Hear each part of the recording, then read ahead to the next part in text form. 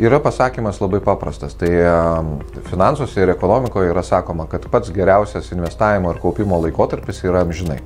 Tai reiškia visą savo gyvenimą.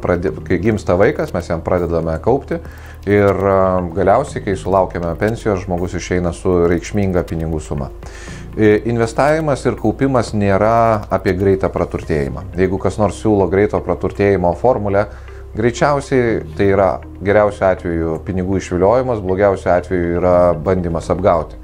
Tai investavime ir ekonomikoje, ir kaupime taisyklė labai paprasta. Kuo periodas ilgesnis, tuo sukauptos sumos yra didesnės, nes veikia sukauptų pinigų arba sukauptų palūkanų efektas, tai yra, kai uždirbti pinigai pradeda uždirbinėti. Ir supraskime, kad praėjus daug metų tų sukauptų pinigų darosi vis daugiau ir jie uždirba sekančius pinigus.